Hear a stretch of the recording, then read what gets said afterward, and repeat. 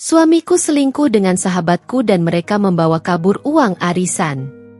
Assalamualaikum warahmatullahi wabarakatuh. Halo Bunda sahabat Ainun.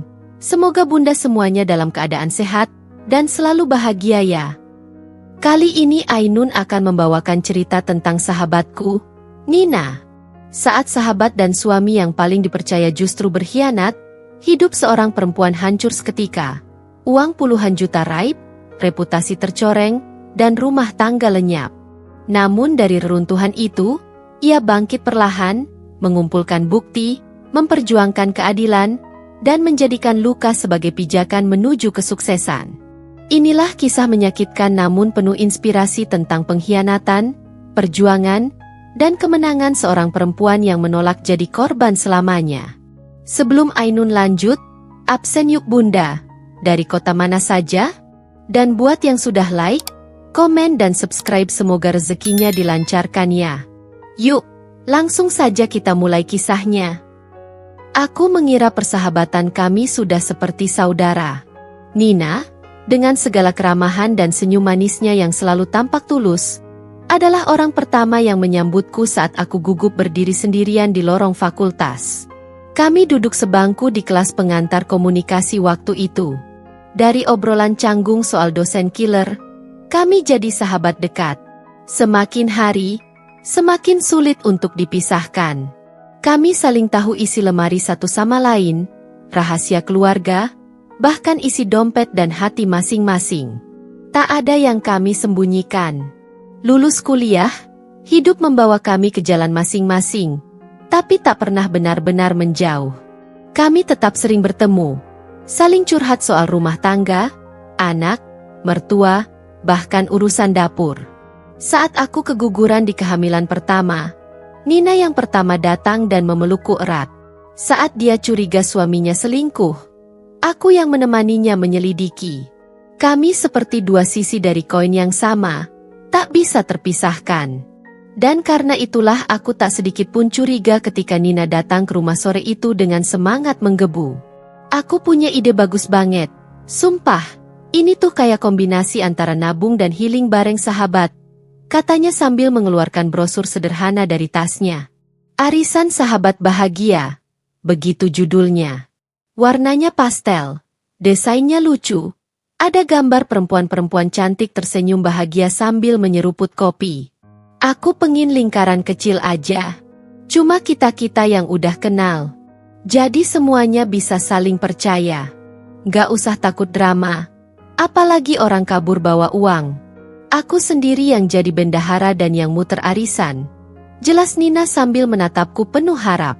Reza, suamiku, yang saat itu sedang duduk di ruang makan sambil mengecek laptopnya, mengangguk. Ide bagus. Kamu juga butuh waktu buat ketemu orang? Gak di rumah terus. Aku menatap mereka berdua. Sahabatku dan suamiku. Dua orang paling aku percaya dalam hidupku. Mana mungkin mereka menjerumuskanku? Mana mungkin ada niat buruk dalam wajah sehangat itu? Jadi aku ikut. Pertemuan pertama diadakan di sebuah kafe mungil milik salah satu anggota. Mereka semua tampak ramah dan hangat. Mayoritas adalah teman lama Nina yang kini jadi pengusaha kecil-kecilan, pemilik butik online, pemilik catering rumahan, bahkan ada satu ibu muda yang ternyata selebgram parenting. Atmosfernya riuh tapi akrab. Seperti reuni keluarga besar yang sudah lama tak bertemu. Satu demi satu bulan berlalu. Giliran rumah berpindah, dan kami bergantian menjadi tuan rumah. Dari yang awalnya hanya obrolan ringan soal resep dan fashion, jadi diskusi mendalam soal bisnis, suami, hingga impian yang belum sempat diraih. Grup WhatsApp arisan kami bahkan lebih hidup daripada grup keluarga. Saling kirim meme lucu, doa pagi, bahkan gosip-gosip hangat tetangga. Tapi yang paling penting, aku merasa berarti. Aku merasa dilihat.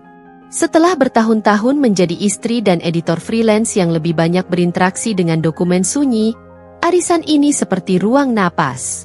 Seperti oksigen. Aku bahkan sempat bilang pada Reza suatu malam, terima kasih ya udah dukung aku ikut arisan ini. Aku senang punya teman yang bisa diajak ngobrol dan ketawa-ketawa. Dan dia tersenyum.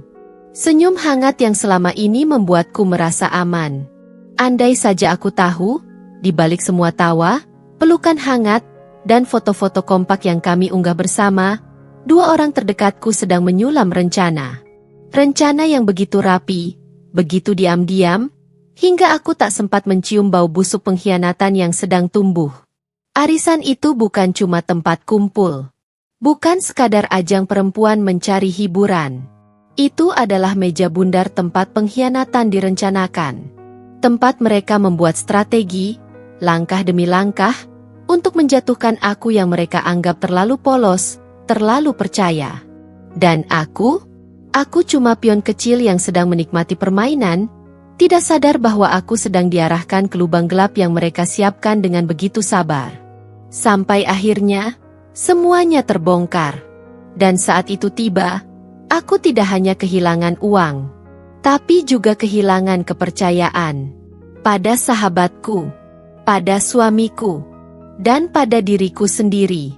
Setiap bulan aku setor 5 juta rupiah. Uang itu bukan jumlah kecil bagiku, apalagi aku dan Reza belum punya anak, dan aku belum sepenuhnya kembali bekerja penuh waktu sejak pandemi melanda. Tapi entah mengapa, aku merasa ringan saja mengeluarkannya. Mungkin karena suasana arisan yang begitu meyakinkan. Mungkin juga karena Nina. Ia bicara seperti motivator ulung, dan kami semua begitu terpengaruh olehnya. Ini bukan arisan biasa ya, teman-teman, kata Nina suatu hari saat kami berkumpul di rumah salah satu anggota. Ini arasan, gabungan dari arisan dan investasi. Kalau kalian cerdas ngatur putaran, dan mau setor lebih, keuntungannya bisa berkali lipat. Kami tertawa. Nina selalu punya cara mengganti istilah yang terdengar biasa jadi terdengar cerdas. Dan dalam kelompok kecil yang katanya, sudah terverifikasi kejujurannya, ini, semua kata-katanya tak pernah dipertanyakan. Bahkan saat ia menyarankan sistem setor tambahan, tak ada yang ragu. Kalau kamu naruh tambahan 50 juta sekarang, bisa dapat giliran 2 kali plus bonus cashback 10 juta di bulan keempat. Itu kalau kamu nggak ambil duluan. Ya, tapi harus sabar, katanya padaku suatu malam, saat kami berdua duduk di kafe setelah pertemuan resmi selesai. Ia bahkan menggenggam tanganku, seolah sedang berbagi rahasia besar. Kamu tuh cocok buat ini, nah, punya insting bagus dan sabar. Uang kamu bakal beranak pinak. Aku menatap matanya dan mengangguk. Jujur, aku memang tergiur. 50 juta adalah tabungan pribadiku. Uang dari proyek editing naskah novel yang baru selesai aku garap. Uang itu semula ingin kupakai untuk liburan berdua dengan Reza ke Bali. Tapi impian liburan itu terasa bisa ditunda. Apalagi saat aku membayangkan, uang itu bisa kembali jadi 80 juta hanya dalam beberapa bulan. Uang yang tumbuh, katanya. Uang yang bekerja untuk kita. Reza awalnya ragu. Tapi saat aku menunjukkan tangkapan layar dari grup arisan, daftar orang yang sudah ikut setor tambahan, plus testimoni singkat dari 2 anggota yang katanya sudah dapat giliran dan bonusnya, ia akhirnya setuju. Kalau kamu yakin, ya nggak apa-apa. Asal kamu sendiri yang kelola, katanya. Dan aku benar-benar mengelola. Aku mencatat, menghitung, menandai siapa yang sudah setor, siapa yang akan dapat giliran berikutnya. Aku bahkan membuat spreadsheet sendiri untuk memastikan semuanya transparan. Tapi tetap, semuanya berpijak pada kepercayaan. Kepercayaan yang sudah lama kutanam dan kupupuk bersama Nina. Semakin hari, grup arisan itu makin ramai. Ada yang baru join dari luar lingkaran awal, temannya teman, bahkan adik sepupu Nina. Tapi semua tetap merasa aman karena ada Nina di tengah-tengah kami. Ia jadi semacam poros yang mengikat semuanya. Dan ia selalu punya jawaban untuk setiap keraguan. Kalau banyak yang ikut, uang muternya makin cepat. Gantian pun bisa makin sering, ujarnya. Aku juga udah kerja sama-sama teman yang paham investasi. Ada sebagian uang yang diputar ke koperasi simpan pinjam biar nggak nganggur. Tapi tenang. Semua aman dan terdata. Aku tahu betul soal investasi dan risiko. Aku bukan perempuan bodoh. Tapi kepercayaan kadang bisa menenggelamkan kewaspadaan. Dan rayuan orang yang kita anggap keluarga bisa lebih tajam dari jebakan siapapun. Aku pun setor tambahan 50 juta. Lalu, 1 minggu kemudian, Nina mengajakku ikut sistem quick turn. Semacam putaran cepat untuk yang setor minimal 100 juta dan bersedia menunggu giliran terakhir. Bonusnya jauh lebih besar. Katanya bisa dapat 150 juta hanya dalam 6 bulan. Saat itu, aku menolak. Tapi tak sedikit dari anggota yang tergoda dan ikut. Dan saat satu persatu mulai pamer hasil bonus di grup, mulai posting foto cincin baru, tas bermerek, sampai DP mobil, aku mulai goyah. Mereka aja percaya. Kenapa kamu enggak? Tanya Nina waktu itu sambil tersenyum kecil. Aku tak menjawab. Karena saat itu, satu bagian dari hatiku mulai bertanya-tanya. Kenapa semua terlihat terlalu mudah? Tapi aku menepisnya. Karena bukankah semua ini dijalankan oleh sahabatku sendiri? Bukankah kepercayaan adalah fondasi persahabatan? Aku tak tahu, waktu itu, bahwa uang yang kuserahkan bukan sedang diputar atau diinvestasikan, tapi perlahan masuk ke kantong yang penuh kebohongan. Dan Nina, sahabatku yang kusebut saudari, sedang menjeratku perlahan-lahan, dengan rayuan yang paling mematikan, rasa percaya. Awalnya hanya desas-desus. Beberapa peserta di grup mulai bertanya-tanya, kenapa putaran giliran terasa makin lambat, dan beberapa nama tak kunjung muncul sebagai penerima arisan. Aku ikut membaca semua percakapan itu, berusaha menenangkan, menjelaskan sesuai yang kupahami. Tapi dalam hati, aku pun mulai resah. Maaf, Bu, giliran Ibu nanti setelah Mbak Intan, ya. Kemarin beliau setor tambahan, jadi prioritas dulu. Balas Nina pada salah satu anggota yang mengeluh. Itu bukan jawaban yang asing, karena istilah setor tambahan prioritas sudah sering ia ucapkan. Tapi yang janggal, nama-nama yang katanya prioritas terus bertambah. Seakan-akan semua orang didahulukan. Lalu siapa yang benar-benar menunggu di belakang? Suatu malam, aku memberanikan diri bertanya langsung padanya. Nin, ini sistemnya masih sesuai rencana awal kan? Kok makin banyak yang bilang belum dapat giliran? Kamu bilang ada sistemnya. Tapi aku lihat kayaknya makin acak. Nina tertawa kecil di ujung telepon. Nah, kamu jangan panik kayak yang lain dong. Kamu kan sahabatku. Justru kamu harus bantu aku jaga suasana tetap tenang. Namanya juga arisan besar, pasti butuh waktu. Lagi pula, kamu sendiri nanti giliran berikutnya. Aku pastikan. Aku cuma mau tahu datanya. Nin. Maksudku, biar bisa bantu jelasin juga ke anggota lain. Sunyi beberapa detik. Lalu dia menjawab, datanya semua masih aku rekap manual. Belum sempat aku ketik rapi, nanti aku kirim deh. Tapi file itu tak pernah datang. Dan Nina mulai jarang muncul di pertemuan rutin. Alasannya selalu, lagi handle proyek luar kota, atau ngurus properti keluarga. Aku menatap ponsel dengan mata tak berkedip. Pesan terakhirku hanya dibaca, tapi tidak dibalas. Padahal biasanya, Nina selalu jadi yang paling cerewet di grup. Sekarang, perannya digantikan oleh 2 orang admin baru. Entah siapa mereka. Katanya sih, tim Nina. Tapi tak satu pun dari kami pernah bertemu mereka langsung. Suasana grup arisan mulai berubah. Yang awalnya hangat penuh canda tawa, kini dingin dan penuh pertanyaan. Satu demi satu anggota mulai pasif, bahkan beberapa mulai left grup tanpa pamit. Aku merasa seperti berdiri di kapal yang mulai kemasukan air, tapi belum tenggelam sepenuhnya. Di rumah, aku mencoba membicarakannya pada Reza, tapi dia hanya mengangkat bahu. Udahlah, kamu terlalu mikir. Nanti juga kelar. Lagian kamu udah setor, ya tinggal nunggu. Gak usah jadi panik kayak yang lain. Reza, ini bukan soal panik. Ini soal kejelasan. Kalau memang sistemnya adil, Seharusnya nggak ada yang merasa ditinggalin. Dia menatapku sekilas sambil mengenakan jaket kerjanya. Aku berangkat dulu ya. Hari ini ada kerjaan lembur. Aku mematung. Itu sudah malam keempat Reza pulang lewat tengah malam.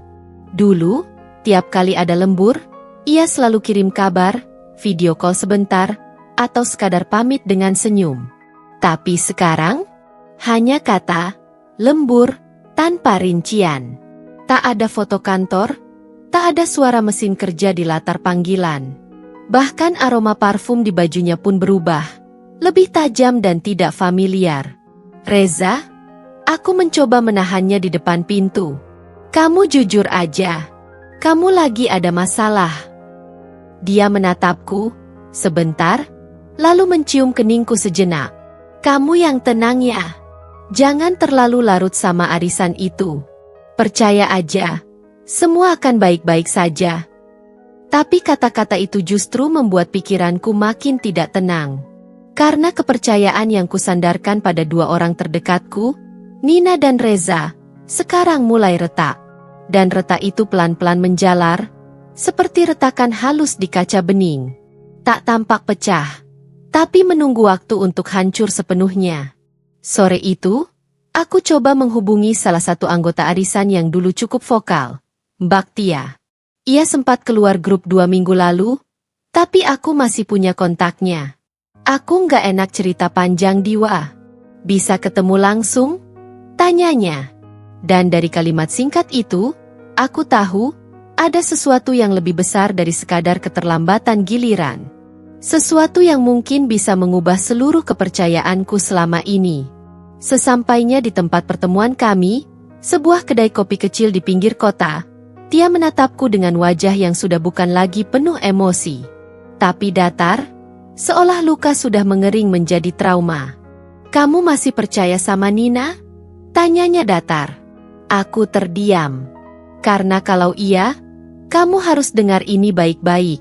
Uang kita mungkin sudah hilang. Dan Nina, dia bukan orang yang kamu kira selama ini. Awalnya aku masih berusaha menyangkal. Kukatakan pada diriku bahwa Nina mungkin hanya rehat sejenak dari media sosial, karena tekanan dari para anggota arisan yang mulai agresif. Kukatakan juga bahwa Reza mungkin benar-benar sibuk lembur, atau sedang dalam perjalanan bisnis mendadak. Tapi pagi itu, saat kutemukan nomor Nina sudah tidak aktif, dan akun-akun Instagram, Facebook, bahkan emailnya tak bisa ditemukan, ada sesuatu dalam diriku yang runtuh. Pelan, tapi pasti. Aku mencoba menelepon Reza. Berkali-kali. Tapi tak ada nada sambung. Hanya suara operator, nomor yang Anda tuju sedang tidak aktif. Aku duduk di sudut ruang tamu, dengan tangan gemetar, mencoba tetap berpikir logis. Jam terus berjalan. Hingga malam menjelang, aku sudah hampir menelusuri semua kemungkinan. Aku cek riwayat chat, transfer rekening, bahkan CCTV rumah, tidak ada yang ganjil. Tapi rasa tak enak itu makin menggerogoti. Lalu, saat hendak membereskan pakaian anak-anak yang berserakan di kamar, aku membuka lemari besar di pojok ruangan, dan terdiam. Lemari itu kosong. Tempat kami biasa menyimpan dokumen penting, tumpukan uang tunai yang sengaja kami simpan sebagai dana darurat, juga koper Reza yang biasanya disimpan di atas lemari, semua hilang. Tidak ada. Kosong. Seperti tak pernah ada seseorang yang bernama Reza tinggal di rumah ini. Aku membeku. Tanganku mencengkeram laci lemari yang sudah terbuka penuh. Seketika tenggorokanku tercekat. Napasku tak teratur. Koper itu hilang. Koper tempat Reza biasa membawa baju kalau harus dinas keluar kota. Koper yang dulu pernah kami bawa saat bulan madu ke Jogja. Koper yang sudah penuh kenangan, kini lenyap tanpa jejak. Aku terduduk. Mataku mulai basah. Tapi bukan karena kehilangan barang. Aku merasa kehilangan kepastian. Kehilangan orang yang kusebut suami. Kehilangan logika yang selama ini kupakai untuk percaya bahwa semuanya akan baik-baik saja. Aku membuka dompetku. ATM masih ada. Tapi begitu ku gesek di minimarket dekat rumah, saldo utamaku tinggal Rp83.126. Rekening yang biasa kami pakai bersama. Rekening yang sebelumnya terisi puluhan juta, sisa tabungan arisan dan simpanan untuk renovasi rumah tahun depan. Aku tidak tahu apa yang lebih menyakitkan, uang yang raib, suami yang lenyap, atau kenyataan bahwa aku tidak pernah benar-benar mengenal Reza. Malam itu aku duduk di teras, dengan hoodie menutupi kepala, memandangi langit yang kosong. Aku menunggu motor Reza yang biasanya melintas pukul 10 malam. Menunggu bunyi kunci yang menggelinding di pintu. Tapi sampai subuh menyapa, yang datang hanya angin dingin dan suara burung yang mulai bersahut dari kejauhan. Air mataku tak terbendung lagi, tumpah diam-diam. Di tengah sunyi, hanya suara isak napas yang pecah. Aku merasa seperti ditelanjangi kenyataan. Dua orang yang selama ini aku anggap paling kupercaya, yang setiap harinya kusebut sahabat dan suami, telah menghilang. Bukan hanya dari hadapanku, tapi dari seluruh hidupku. Satu hal kini jadi jelas, mereka tidak pergi karena kesalahan kecil. Mereka pergi karena memang sudah merencanakan semuanya. Rapi. Diam-diam. Sempurna. Dan yang paling menyakitkan, aku hanya pion dalam permainan mereka. Aku, yang setor puluhan juta. Aku, yang menenangkan peserta lain. Aku, yang meyakinkan banyak orang bahwa arisan itu aman. Aku adalah tameng Nina. Dan aku adalah nama baik yang dipinjam Reza untuk menutupi semua gerak-gerik liciknya. Pagi itu, saat anak-anakku bangun dan bertanya kenapa ayah belum pulang, aku hanya bisa memeluk mereka erat. Mencoba tetap tersenyum walau dada ini seperti dirobek dari dalam. Papa lagi kerja jauh ya, nak? Kataku pelan. Padahal, hatiku tahu, mungkin mereka sudah pergi terlalu jauh untuk bisa kembali. Dan aku, sendirian, harus menghadapi badai yang sebentar lagi akan datang mengetuk pintu. Hari itu langit mendung. Angin sore berhembus dingin ketika aku melangkah keluar dari kantor polisi. Mataku masih bengkak karena terlalu banyak menangis. Dunia seakan hancur menimpaku, beratnya tak tertahankan. Tanganku gemetar saat mencoba menggenggam berkas yang diberikan petugas. Salinan bukti transfer, tangkapan layar CCTV hotel, dan daftar sementara kerugian yang dilaporkan beberapa peserta arisan. Tapi hatiku lebih hancur dari semua kertas itu.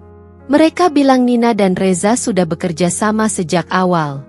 Bahwa Nina bukan hanya sahabat, tapi dalang dari penipuan ini. Dan Reza, suamiku, orang yang bersumpah akan menjagaku dalam suka dan duka, ternyata ikut dalam sandiwara yang memalukan ini. Aku masih bisa mendengar suara petugas ketika mengucapkan kalimat yang merobek isi hatiku. Bu, kami menduga ini arisan fiktif yang dirancang untuk menjerat kepercayaan ibu dan beberapa korban lain. Saudari Nina dan suami ibu, Reza, terlihat menginap di villa di kawasan Puncak, membawa sejumlah besar uang tunai. Beberapa transaksi terakhir menunjukkan pembelian barang mewah dan pembayaran hotel, semuanya atas nama Reza. Tanganku langsung lemas. Uang 50 juta yang kusektor diam-diam demi bonus dari arisan itu. Uang warisan ayahku yang kutarik dari deposito. Uang yang seharusnya jadi fondasi awal toko impian. Semua, raib, dibawa kabur oleh dua orang yang pernah kuanggap rumah. Malam itu, setelah mengantar anak-anak tidur, aku duduk sendirian di ruang tamu. Lampu sengaja kupadamkan. Hanya cahaya dari jalan yang sesekali menyorot masuk lewat jendela. Di tangan kiriku, ada foto pernikahan kami. Aku dan Reza, tersenyum lebar di pelaminan, saat dunia masih terasa indah. Apa selama ini kau memang pura-pura bahagia, Za? Bisikku lirih, nyaris tanpa suara. Apa semua ini sudah kau rencanakan sejak awal? Bahkan saat kau bilang bangga padaku karena mau ikut arisan, apa hatimu sedang menertawakanku diam-diam? Aku menahan napas saat ku tatap mata Reza di foto itu. Dulu mata itu menenangkan. Tapi kini, Bahkan fotonya pun membuatku ingin membantingnya ke lantai. Aku bangkit dan membuka lemari, mengecek berkas-berkas yang tersisa. Akta nikah, surat jual beli rumah, catatan keuangan, semua masih lengkap. Tapi anehnya, satu hal yang paling penting justru kosong. Lemari penyimpanan tempat kami biasa menaruh uang tunai darurat. Sekitar 10 juta rupiah yang kusembunyikan tanpa bilang ke Reza, juga hilang. Tanganku terkulai. Reza tahu tempat itu. Hanya dia dan aku. Jadi, bahkan yang tidak ada dalam rencana pun dia rampas. Aku jatuh terduduk di lantai. Punggungku bersandar ke dinding. Dan untuk pertama kalinya dalam hidupku, aku menjerit. Bukan menangis lirih seperti sebelumnya. Bukan isak pelan yang bisa disembunyikan anak-anak. Tapi jeritan yang keluar dari dasar hati. Seperti hewan yang sedang dilukai tapi tak bisa melawan. Tangisku berubah menjadi gemuruh. Aku teringat anak-anakku yang masih kecil, masih butuh banyak hal. Aku teringat impianku. Toko kecil di sudut jalan, rak-rak yang tertata rapi, banner dengan logo buatan Nina, dan aku yang melayani pelanggan dengan senyum. Semuanya kini hanya tinggal angan. Dikhianati oleh sahabat, itu sakit. Dikhianati oleh suami, itu menghancurkan. Tapi dikhianati oleh keduanya, secara bersamaan, itu seperti ditusuk 2 kali dari arah yang tak terduga. Tidak ada ruang untuk bertahan, tidak ada tempat untuk sembunyi. Rasanya seperti hidupku dilucuti, dipermalukan, dan diinjak-injak di tengah jalan. Esoknya, satu persatu peserta arisan datang ke rumah. Beberapa marah, beberapa menangis, dan 1-2 hanya dia menatapku penuh iba. Aku tahu mereka semua menganggap aku bagian dari permainan ini. Bahwa aku mungkin ikut menyusun rencana, ikut mencuri uang mereka. Aku tak bisa menyalahkan mereka. Dari luar, aku tampak paling dekat dengan Nina. Aku bahkan istri dari pelaku. Aku bersumpah aku nggak tahu apa-apa. Kataku, berulang-ulang, kepada siapapun yang datang. Tapi tak semua percaya. Dan tak semua peduli. Salah satu ibu-ibu menatapku tajam dan berkata, "Kami semua percaya sama Nina karena kamu. Karena kamu bilang ini arisan terpercaya. Kamu yang bilang ini aman." Aku terdiam. Benar. Aku yang merekomendasikan. Aku yang mendorong mereka ikut. Aku yang menyebarkan nama Nina sebagai sahabat yang bisa dipercaya. Aku diam-diam jadi alat promosi Nina dan Reza. Aku sudah terlalu percaya. Dan sekarang aku harus menanggung semuanya. Kehancuran, hutang moral, kehilangan nama baik, dan pengkhianatan dari 2 arah. Tapi malam itu, setelah semuanya pergi, dan aku kembali duduk sendiri, satu hal muncul dalam pikiranku. Tidak lagi kesedihan. Tidak lagi air mata. Tapi amarah. Amarah yang membakar dadaku perlahan. Mengikis kelemahanku sedikit demi sedikit. Amarah yang menyadarkanku bahwa aku tak bisa terus menunggu. Bahwa aku harus bertindak. Mereka pikir aku akan hancur? Mereka pikir aku tidak bisa bangkit? Mereka pikir perempuan yang mereka tipu ini akan diam? Aku akan cari mereka. Aku akan bongkar semua. Aku akan bawa kasus ini ke pengadilan.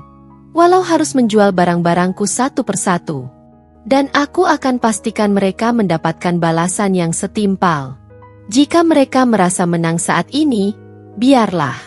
Karena perhitungan sebenarnya baru saja dimulai. Dan aku bersumpah, di hadapan diriku sendiri malam itu, mereka akan menyesal mengenalku. Terutama Reza.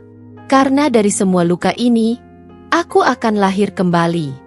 Hidupku yang dulu tenang berubah menjadi neraka yang berjalan pelan. Siang dan malam kini hanya dibedakan oleh suara azan. Karena waktu tak lagi terasa. Setiap detik terasa panjang dan menyesakan. Dan setiap napas terasa seperti beban. Sejak berita pengkhianatan Nina dan Reza tersebar, hidupku bukan lagi milikku sendiri. Orang-orang mulai menatapku dengan pandangan yang sama, antara kasihan dan mencurigai.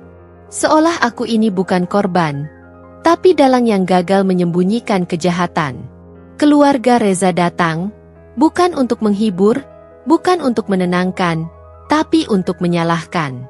Kamu sih, terlalu ngikutin temen. Istri kok nurut aja sama arisan? Mana ada istri waras ngasih uang 50 juta ke orang lain cuma karena iming-iming bonus? Kata ibu mertuaku di ruang tamu, dengan nada tinggi dan tatapan penuh penghakiman. Aku hanya bisa diam, menunduk, menelan luka yang baru lagi. Bahkan orang tuaku sendiri tak luput. Ayahku memandangku dengan kekecewaan yang sulit disembunyikan. Ibuku tak sanggup menatap mataku terlalu lama. Mungkin karena sedih, atau karena malu. Kami bukan keluarga kaya.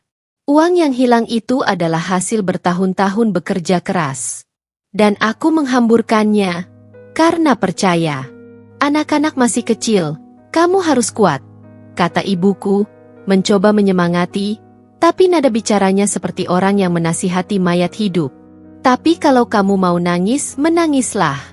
Jangan pura-pura kuat kalau hati kamu luka. Aku tersenyum kecil, tapi hampa. Menangis itu cuma bikin mata bengkak, Bu. Nggak bikin uang kembali. Nggak bikin Reza sadar. Nggak bisa bawa Nina ke penjara lebih cepat. Tetangga mulai ikut berbisik. Aku dengar dari balik jendela saat sedang menyapu teras. Itu, yang ditipu suaminya sendiri, ya? Bisik seseorang di warung sebelah. Iya, katanya dibawa kabur sama sahabatnya. Pacaran katanya. Duh, kasihan ya. Tapi kok bisa sih? Nggak curiga dari awal. Yah, mungkin terlalu sibuk percaya. Lupa hati-hati. Rasanya seperti dilempar lumpur di tengah keramaian. Tak peduli sebersih apa aku berusaha berdiri kembali, semua orang hanya melihat noda yang menempel. Bukan usahaku membersihkannya. Malam-malam jadi makin berat. Aku tidur dengan rasa sesak, memeluk bantal seperti memeluk diriku yang lama. Kadang aku ingin menjerit, kadang ingin lari ke hutan dan tak kembali. Tapi aku punya 2 anak yang tidur di kamar sebelah. Mereka butuh ibunya. Mereka butuh aku. Dan di tengah semua kehancuran itu, aku sadar, satu-satunya jalan keluar adalah maju. Aku mulai menyusun bukti. Kwitansi-kwitansi setoran, tangkapan layar percakapan dengan Nina, rekaman suara dari salah satu pertemuan arisan, dan bukti transaksi yang dicetak dari email. Aku bahkan mulai menulis kronologi harian tentang apa yang terjadi, siapa yang terlibat, dan siapa yang bisa bersaksi. Setiap malam aku duduk di ruang makan, menyusun satu persatu bukti, seperti menyusun potongan tubuh yang diacak-acak oleh orang yang paling aku percayai. Rasa sakit itu tak pergi. Ia justru menemaniku.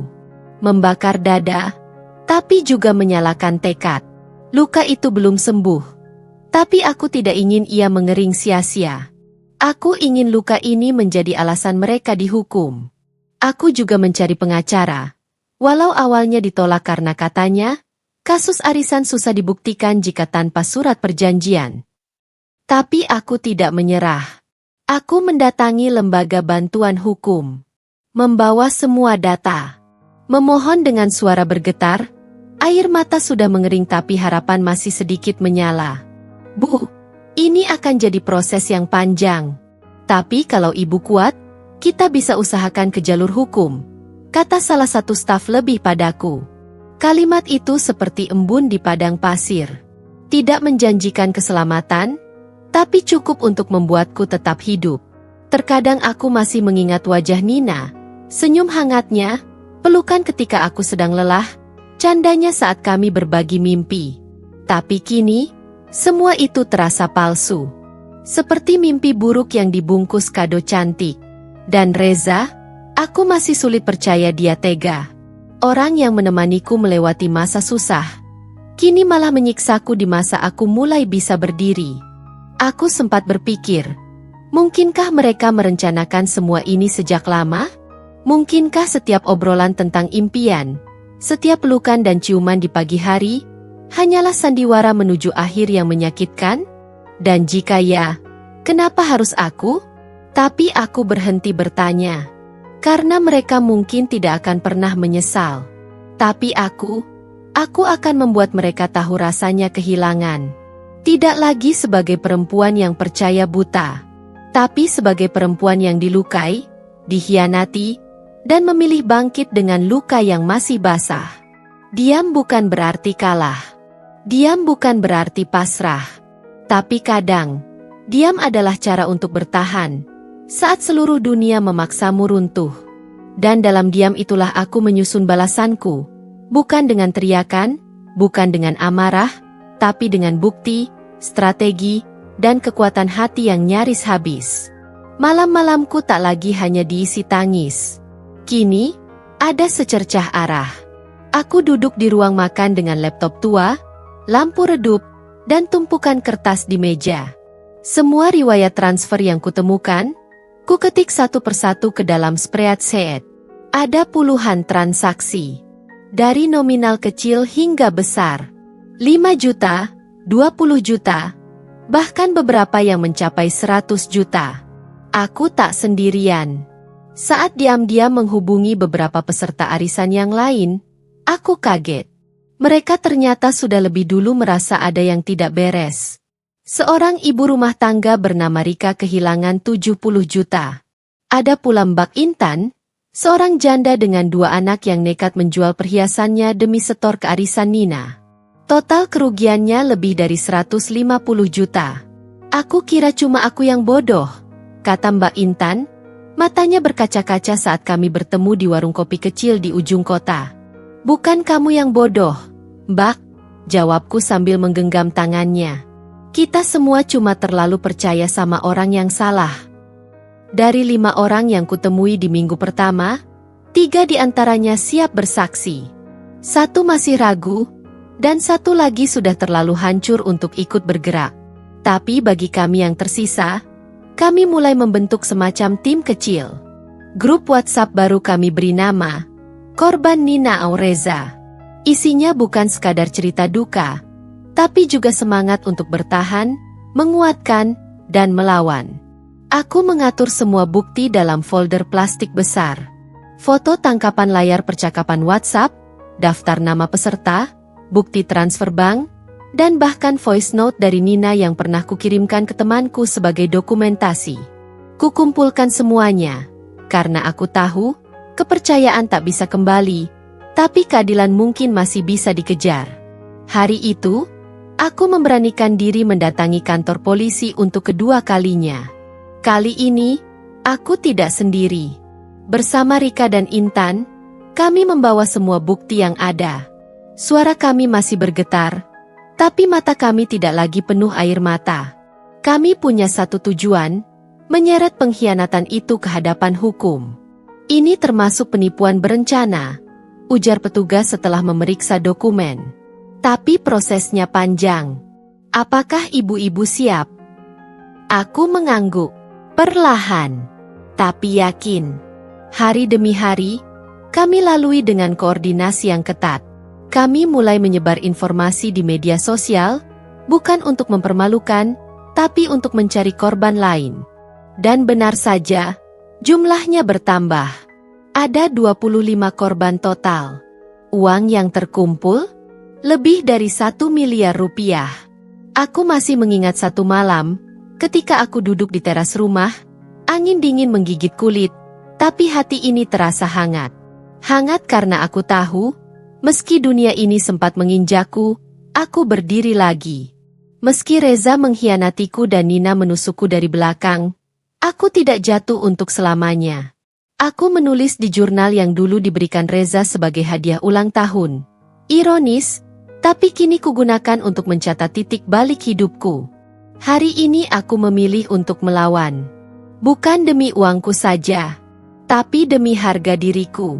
Demi semua perempuan yang pernah dianggap lemah hanya karena mencintai dan mempercayai. Melawan dalam dia mengajarkanku satu hal, tak perlu teriak untuk membuat dunia mendengar. Terkadang, satu langkah tenang bisa mengguncang lebih dalam dari 1000 langkah gaduh. Dan saat malam kian larut, kulihat bayangan anak-anakku di ambang pintu kamar. Mereka tertidur, tak tahu bahwa ibunya tengah berjuang dalam senyap. Tapi kelak, mereka akan tahu bahwa ibunya tidak diam saat diperlakukan tidak adil. Bahwa ibunya, meski remuk, tetap memilih untuk tidak menyerah. Karena perjuangan yang dilakukan dalam diam, tak kalah kerasnya dengan perang yang riuh. Kadang, bahkan lebih kuat. Kami tak pernah menyangka Tuhan akan kirimkan pertolongan dari arah yang paling tak terduga. Namanya Pak Hendra. Ia adalah pengacara yang pernah membantu Mbak Intan saat mengurus warisan almarhum suaminya. Saat mendengar kisah kami, tanpa ragu ia mengulurkan tangan. Saya tahu ini bukan cuma soal uang, katanya, tatapan matanya teduh namun tajam. Ini soal harga diri, keadilan, dan menyembuhkan luka yang terlalu lama dianggap sepele. Tanpa bayaran sepeser pun, ia menyusun berkas laporan lengkap. Ia mengutip pasal-pasal penipuan, penggelapan, hingga persekongkolan. Setiap bukti kami pelototi bersama. Setiap kronologi kami runtutkan secara rinci. Untuk pertama kalinya, perjuangan kami terasa seperti punya ujung. Surat panggilan resmi akhirnya dikirim. Polisi mulai bergerak. Nina dan Reza, seperti yang kami duga, tidak menghadiri panggilan pertama. Tidak juga panggilan kedua. Dan saat kabar burung berhembus bahwa mereka akan mencoba kabur ke luar negeri melalui pelabuhan kecil di Sumatera, pihak berwajib sudah bersiaga. Hari itu, telepon dari Pak Hendra membuatku nyaris menjatuhkan gelas teh di tangan. Mereka ditangkap. Suaranya terdengar ringan tapi penuh makna. Polisi meringkus mereka di pelabuhan Bakauheni. Hendak menyeberang ke Lampung, lalu menuju negara tetangga lewat jalur ilegal. Mereka tak sempat lari lebih jauh. Dunia seperti berhenti sejenak. Dadaku sesak, bukan karena sedih, tapi karena terlalu lama menahan semuanya sendiri. Aku terduduk di lantai ruang tamu, menutup wajahku sambil menangis terisak. Tapi untuk kali ini, air mata itu bukan karena luka, tapi karena akhirnya ada pintu kecil menuju keadilan. Saat diinterogasi, Nina menyangkal semua. Katanya dia hanya mengelola uang arisan seperti biasa. Bahwa yang lain salah sangka, dan dia sebenarnya berniat mengembalikan semuanya. Tapi bukti kami bicara lebih keras. Dari catatan transaksi yang menunjuk langsung ke rekening pribadi Nina dan Reza, sampai bukti pembelian tas bermerek, sewa villa mewah, hingga foto-foto mereka berdua yang tertangkap kamera hotel. Lebih menyakitkan lagi, saat Reza dengan tenang mengatakan bahwa rumah tangga kami sudah lama hampa, dan bahwa ia menemukan kebahagiaan sejati bersama Nina. Kata-kata itu seperti menyayat pisau ke luka lama yang belum sembuh. Kalau dia bahagia, kenapa pakai uangku? Balasku dingin saat diwawancarai penyidik. Kenapa harus mengubur hidupku untuk bangun surga semu mereka? Reza tidak menatapku. Mungkin karena malu. Mungkin karena tidak peduli. Persidangan pun dimulai. Publik mulai tahu. Media lokal meliput. Kasus arisan bodong, melibatkan pasangan perselingkuhan. Begitu judul berita di layar televisi. Wajah Nina dan Reza terpampang jelas. Dan yang paling melegakan, bukan hanya kami para korban yang bicara, banyak netizen yang ikut bersuara, menyatakan simpati dan dukungan. Ruang sidang menjadi saksi semua luka. Di sana aku duduk dengan para korban lain, menggenggam tangan satu sama lain. Beberapa kali kami menahan tangis saat mendengar keterangan para saksi. Tapi kami bertahan. Kami tidak akan pergi sebelum kebenaran tegak berdiri. Hakim mengetuk palu pada persidangan keempat. Nina dan Reza divonis bersalah. Penjara 6 tahun. Denda ratusan juta. Dan kewajiban mengganti sebagian kerugian. Aku tidak bersorak. Tidak pula puas. Tapi aku lega. Sangat lega. Bukan karena mereka masuk penjara. Tapi karena aku tahu, aku tidak lagi sendirian. Aku tidak diam. Aku melawan. Dan aku menang. Tapi perjuanganku belum selesai. Aku tahu, uangku belum kembali. Luka batin ini belum sembuh. Nama baik belum sepenuhnya bersih. Tapi sekarang, aku tahu, aku punya keberanian. Dan keberanian itulah yang akan menuntunku ke langkah berikutnya. Aku pulang dari persidangan dengan kepala tegak. Di teras rumah, anak-anakku menungguku dengan senyum polos. Mereka belum tahu detail semua ini. Tapi mereka tahu satu hal, bahwa ibunya bukan perempuan lemah yang bisa diinjak seenaknya. Dan aku bersumpah dalam hati, di hadapan senyum mereka, bahwa aku akan membangun kembali impianku. Dari nol pun tak masalah. Karena kali ini, aku tidak akan mudah percaya. Tapi aku juga tidak akan berhenti berharap. Karena bahkan dari reruntuhan sekalipun, seorang perempuan bisa membangun istana yang baru. Hari itu, ruang sidang penuh sesak. Bukan hanya kami para korban yang datang dengan hati gemetar, tapi juga wartawan dari berbagai media, bahkan warga penasaran yang ingin melihat langsung wajah-wajah di balik kasus arisan bodong yang viral itu. Aku duduk di bangku deretan depan, tepat di belakang kursi terdakwa. Aku bisa melihat tengkuk Reza yang masih kukenal betul, dan rambut Nina yang dulu sering kutata sendiri saat kami hendak pergi reuni kampus. Tapi hari itu, mereka tampak asing. Seperti dua orang dari dunia yang berbeda. Dunia penuh tipu daya. Jaksa membacakan dakwaan panjang, penipuan berencana, penggelapan dana kolektif, dan pemalsuan identitas untuk menipu peserta baru. Di hadapan majelis hakim, semua bukti ditampilkan. Bukti transfer dari puluhan korban ke rekening pribadi Nina, tangkapan layar percakapan Nina dengan Reza saat merancang sistem putaran palsu, hingga foto-foto mereka bersantai di villa mewah yang dibayar dari hasil menipu. Reza mencoba bangkit dari duduknya, lalu berkata dengan suara bergetar, Saya hanya ikut-ikutan. Saya pikir Nina menjalankan sistemnya dengan benar. Saya tidak tahu kalau semua ini bakal jadi begini. Aku mendengus pelan. Aku tahu suara itu. Suara suamiku. Suara penuh kebohongan yang dulu bisa membuatku luluh. Tapi tidak hari ini. Nina pun berdiri. Ia menangis, bahkan tubuhnya sampai gemetar. Dengan suara parau ia berkata, Saya minta maaf, saya hanya ingin bantu teman-teman mendapat penghasilan tambahan. Tapi semuanya jadi lepas kendali. Saya tidak berniat menipu. Isakan terdengar dari beberapa peserta arisan yang kini duduk di bangku pengunjung. Tapi tidak ada simpati yang tersisa. Tangis Nina tidak bisa menghapus uang belasan juta, bahkan ratusan juta, yang raib. Tidak bisa membayar kembali rencana masa depan yang porak-poranda. Tidak bisa mengembalikan harga diri yang diinjak-injak oleh dua orang yang dulu kami anggap keluarga. Pengacara kami, Pak Hendra, maju dengan tenang. Wajahnya dingin tapi penuh wibawa. Ia mengangkat secarik dokumen, lalu menunjukkannya ke arah layar proyektor yang sudah disiapkan. Ini adalah catatan keuangan dari bulan pertama arisan hingga bulan terakhir sebelum terdakwa menghilang. Di sini ada rincian dana yang seharusnya masuk ke peserta sesuai jadwal, tapi nyatanya berpindah ke rekening pribadi mereka berdua. Ia menatap hakim. Ini bukan keteledoran. Ini bukan kekeliruan manajemen. Ini penipuan. Sistematis, tersusun, dan dilakukan oleh dua orang dewasa yang sadar akan apa yang mereka lakukan. Hakim mengangguk pelan. Ia menatap Reza dan Nina dengan sorot mata yang tajam.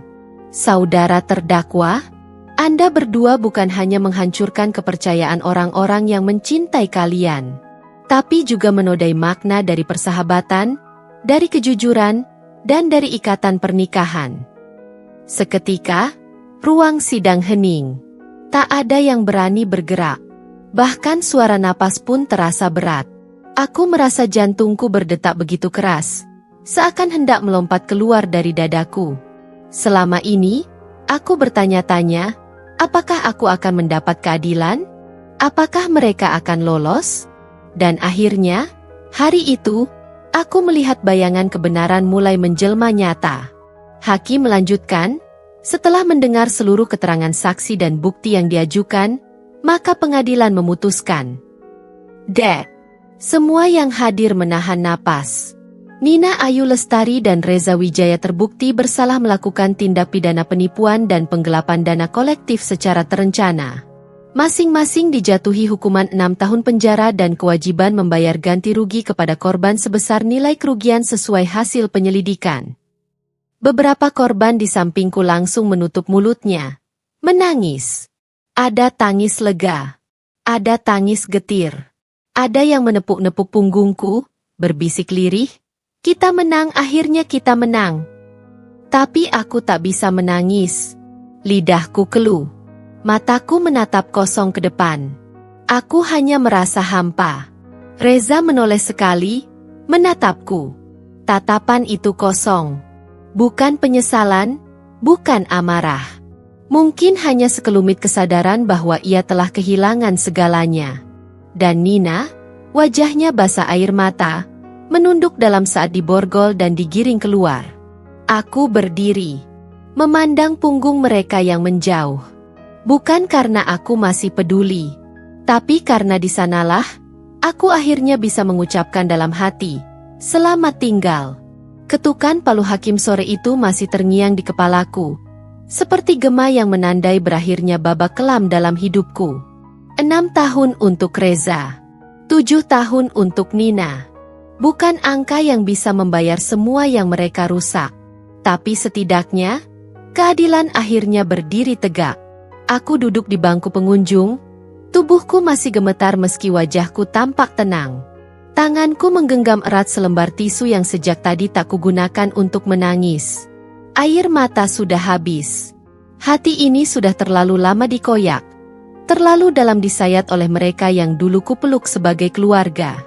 Reza melangkah keluar ruang sidang dengan borgol di tangannya. Ia sempat menoleh padaku. Tidak ada kata. Tidak ada lirih minta maaf. Yang kutangkap hanyalah sorot mata hampa. Seperti orang yang akhirnya menyadari semua sudah tak bisa diperbaiki. Tapi aku tak butuh penyesalan. Aku tak menunggu maaf. Karena apapun yang keluar dari mulutnya kini, tak akan bisa mengubah kenyataan bahwa dia sendiri yang membakar rumah tangga kami sampai jadi abu. Lalu Nina. Langkahnya lemah. Tubuhnya seperti tak punya tulang. Isaknya pecah saat petugas membawanya ke mobil tahanan. Ia sempat mencoba menatapku, tapi aku mengalihkan pandangan. Bukan karena aku marah, tapi karena aku sudah selesai. Aku tidak ingin lagi melihat wajah yang dulu selalu ada di sampingku setiap senja itu. Seorang korban arisan, Bu Ayu, meremas lembut bahuku. "Terima kasih, Mbak. Kalau bukan kamu, mungkin kami masih ditipu terus." Aku mengangguk pelan. Aku tidak ingin dipuji. Aku tidak merasa pahlawan. Aku hanya seorang perempuan yang pernah dijatuhkan dari tempat paling tinggi dalam hidupnya. Oleh cinta dan persahabatan yang ia percayai sepenuh hati. Dan kini, setelah semuanya jatuh, aku mulai membangun dari puing. Malam itu, aku duduk di kamar kecil kontrakan baruku. Tidak ada Reza. Tidak ada Nina. Tidak ada rumah mewah yang dulu kami cicil bersama. Hanya ada aku dan secangkir teh yang mulai dingin. Tapi entah kenapa, malam itu terasa lebih hangat daripada malam-malam sebelumnya. Aku menatap meja kecil di sudut ruangan. Di atasnya ada tumpukan proposal, beberapa berkas desain kemasan, dan satu kalender berisi tenggat produksi pertama dari usaha baruku, camilan sehat rumahan. Modalnya, sisa tabungan yang berhasil ku selamatkan. Ditambah sedikit bantuan dari korban lain yang kini jadi tim kecilku. Kami memulai lagi. Bersama-sama. Dari awal. Kepuasan ini bukan karena mereka dihukum. Tapi karena aku tidak menyerah. Karena aku bisa berdiri, meski dulu sempat dipaksa merangkak. Karena aku memilih untuk tidak tenggelam dalam dendam. Di jendela kecil kamar itu, langit malam tak lagi gelap sepenuhnya. Ada bulan sabit menggantung malu-malu. Sama seperti hatiku, yang mulai pulih perlahan. Aku membuka buku catatan kecil dan menulis. Pengkhianatan terbesar bukan saat orang lain menyakitimu, tapi saat kamu lupa bahwa kamu bisa bangkit dan sembuh. Dan malam ini, aku memilih sembuh. Kopi terakhir ku teguk perlahan. Kubisikkan dalam hati, bukan untuk Reza, bukan untuk Nina, tapi untuk diriku sendiri. Selamat tinggal Luka. Selamat datang hidup baru. Langkahku masih goyah, tapi kali ini aku tahu arah yang kutuju. Setelah semuanya runtuh, aku menatap dunia dengan mata baru. Bukan lagi sebagai perempuan yang ditipu, ditinggal, dan diremehkan. Tapi sebagai perempuan yang memilih berdiri di atas puing-puing hidupnya dan mulai membangun ulang, batu demi batu. Awalnya berat. Aku harus bangun sebelum subuh untuk menyiapkan bahan dagangan. Warung kecilku hanya menempati teras kontrakan yang kusewa dari pensiunan guru. Meja lipat, termos, dan rak gantung dari bambu jadi modal awal. Aku jual gorengan, kopi sachet, dan camilan rumahan yang kuproduksi sendiri dengan resep lama dari almarhumah ibu. Tak ada yang istimewa dari warung itu. Tapi di sanalah aku belajar kembali tentang arti kerja keras tanpa pamrih. Tentang bangga berdiri di atas kaki sendiri. Di sela-sela waktu berdagang, aku belajar online marketing lewat ponsel butut yang sempat ingin kujual saat kondisi keuangan sedang parah-parahnya. YouTube, kelas gratis, dan e-book digital jadi teman malamku. Aku pelajari cara memotret produk, menulis caption yang menarik, bahkan teknik membangun brand yang kuat meski dari usaha kecil-kecilan. Butuh waktu. Bulan-bulan pertama masih sepi. Tapi aku ingat satu prinsip yang kutanam kuat dalam hati, yang palsu memang bisa cepat naik, tapi yang jujur akan bertahan. Dan benar saja.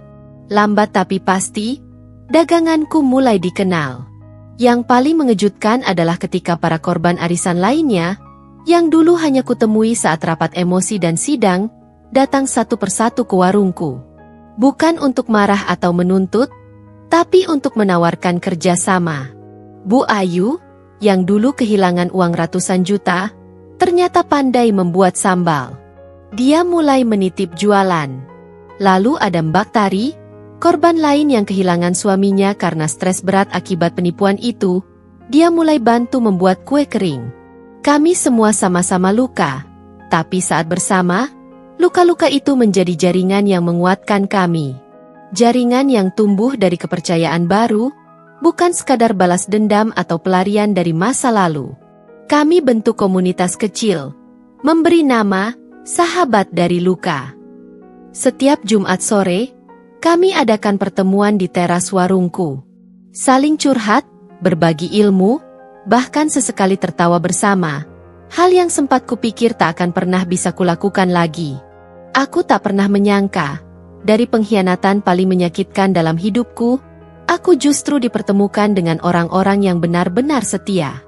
Yang tidak datang karena kepentingan, tapi karena ketulusan. Luka memang masih ada, tapi tak lagi berdarah. Bekasnya menjadi pengingat, bukan penjara. Suatu malam, saat sedang mengepak pesanan kue untuk dikirim keluar kota, orderan pertamaku dari pembeli yang tak kukenal langsung, aku termenung sejenak. Dulu aku punya mimpi membuka toko. Toko yang menyatu dengan rumah, tempat orang-orang bisa datang, memilih kue, menyeruput teh, dan berbagi cerita. Mimpi itu sempat hancur bersama koper kosong yang dibawa Reza pergi. Tapi kini, aku sadar. Mungkin toko itu belum terwujud secara fisik. Tapi hatiku sudah menjadi toko baru. Toko yang terbuka bagi siapapun yang ingin memulai dari nol. Toko yang menyimpan semangat, bukan hanya barang. Dan aku adalah penjaganya. Dengan tangan gemetar karena lelah tapi hati penuh harapan, aku menulis satu kalimat di buku kecil catatanku. Tak apa terluka, asal jangan lupa cara menyembuhkannya. Dan aku tahu, aku sedang menyembuhkan diri, pelan-pelan, tapi pasti. 3 tahun berlalu. Waktu memang tidak bisa menghapus seluruh luka, tapi ia mampu mengubah bentuknya. Dari darah menjadi parut, dari air mata menjadi pelajaran. Dari amarah menjadi bahan bakar untuk terus melangkah. Kini, setiap kali aku membuka pintu tokoku yang sederhana namun hangat di pinggir kota, aku selalu tersenyum. Aroma kain baru dan parfum ruangan jadi pengingat. Aku pernah dihancurkan, tapi aku tidak hancur. Aku hanya dibentuk ulang. Toko pakaian muslimah ini bukan sekadar bisnis bagiku. Ini adalah lambang dari perjuangan, dari keringat yang jatuh satu persatu setiap malam saat aku menjahit sambil menahan rasa kantuk. Ini adalah bukti bahwa perempuan bisa bangkit, bahkan setelah dikhianati oleh dua orang yang paling dipercaya dalam hidupnya, suami dan sahabat sendiri. Saban minggu, selalu ada pelanggan baru. Sebagian datang karena melihat testimoni di media sosial, sebagian karena dengar cerita bahwa pemilik toko ini dulunya korban penipuan arisan. Banyak dari mereka justru datang bukan untuk belanja, tapi untuk duduk, minum teh, dan berbagi cerita luka mereka sendiri. Dan aku mendengarkan. Aku hadir bukan sebagai pemilik toko, tapi sebagai sesama perempuan yang pernah tersungkur, dan tahu betul bagaimana cara berdiri kembali. Kini aku sering diundang jadi pembicara. Seminar-seminar kecil di aula sekolah, di komunitas ibu-ibu, bahkan sesekali di kantor pemerintahan. Bukan karena aku pintar bicara, tapi karena kisahku mewakili ribuan suara yang selama ini tenggelam dalam aib dan diam. Aku selalu bilang satu kalimat yang membuat ruangan hening setiap kali aku ucapkan. Hati-hati bukan berarti curiga, tapi belajar dari luka adalah bentuk cinta terbesar untuk diri sendiri. Aku tak malu lagi bercerita bahwa dulu aku pernah bodoh, terlalu percaya. Karena dari kebodohan itu aku menemukan kebijaksanaan. Aku tidak lagi takut mengaku pernah menjadi korban, karena aku tahu, aku bukan satu-satunya. Dan yang lebih penting, aku tidak membiarkan diri selamanya jadi korban. Beberapa kali, Reza mengirim surat dari penjara. Isinya penuh penyesalan dan permintaan maaf. Tapi aku tidak pernah membalas. Bukan karena aku membenci, tapi karena aku memilih untuk tidak kembali ke masa lalu yang sudah kubakar. Maaf memang penting, tapi terkadang, yang lebih penting adalah menjaga jarak dari mereka yang sudah membuktikan tidak layak dipercaya. Nina? Entahlah. Kabar terakhir, dia dipindahkan ke penjara wanita di kota lain. Aku tidak mencarinya, tidak menyesal, tidak pula ingin tahu. Hidupku terlalu berharga untuk terus menoleh ke belakang. Kini, aku tidur di rumah kecilku sendiri. Rumah yang kubangun dari hasil jerih payah, tanpa sisa uang curian, tanpa campur tangan siapapun. Di ruang tamu, ada bingkai besar berisi tulisan. Luka bukan akhir dari segalanya, tapi pintu untuk menemukan kekuatan yang tidak kita tahu pernah kita miliki.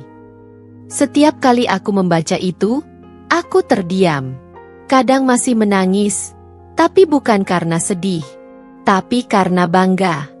Karena aku telah menjadi versi terbaik dari diriku. Lebih kuat, lebih cerdas, dan yang paling penting, lebih mencintai diriku sendiri. Aku tidak lagi menjadi korban. Aku tidak lagi menjadi perempuan yang menangis di sudut ranjang sambil menatap koper kosong. Aku kini perempuan yang berdiri di panggung, membagikan kisah agar tak ada lagi yang jatuh dalam lubang yang sama. Aku adalah pemenang. Dan untuk semua perempuan yang sedang berada di titik terendah dalam hidupnya, dengarlah aku. Bangkitlah. Meski perlahan. Meski sendiri. Karena dari kehancuran, kita bisa membangun sesuatu yang bahkan lebih indah daripada yang pernah kita miliki sebelumnya.